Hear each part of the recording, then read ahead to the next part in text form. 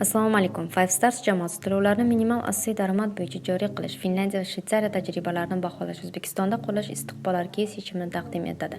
Minimal asosiy daromad nima? Minimal asosiy daromad shuningdek shartsiz asosiy daromad, ma'lum bir miqdordagi summani davlat tomonidan ma'lum bir jamoaning har bir a'zosiga muntazam ravishda to'lashi nazarda tutiladigan ijtimoiy tushunchadir. To'lovlar daromad darajasidan qat'iy nazar va hech bir shartlarsiz jamiyatning barcha a'zolariga to'lanadi.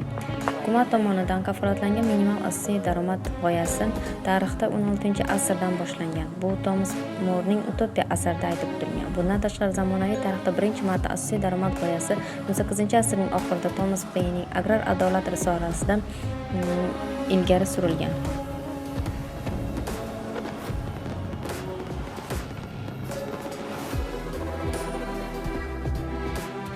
Yevropa Ittifoqining eng boy davlati bo'lgan Finlyandiya davlati 2016-yil dekabr oyida Vazirlar Mahkamasi bosh vazirning minimal asosiy daromadi bo'yicha tajriba olib borish to'g'risidagi qonunni qabul qildi. Unga ko'ra finlyandiyaliklar uchun kishi boshiga 560 yevrodan pul mablag'i ajratildi. 2017-yil yanvar oyidan boshlab 2018-yil dekabr oyigacha bu pul mablag'i har bir yevropalikka berib borildi.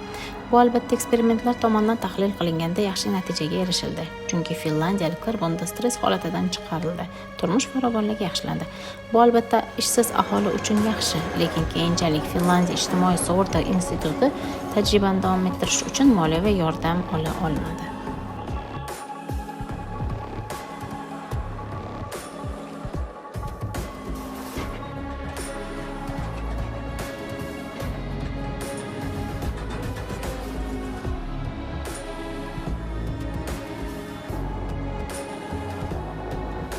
Ehtimol qachondir insoniyat o'zi uchun barcha ishlarni bajaradigan robotlar yaratishi mumkin. Shunda minimal asosiy daromad kelajak siyosatiga aylanadi.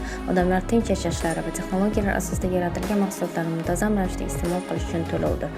Ammo bu kelajak hali kelmagan.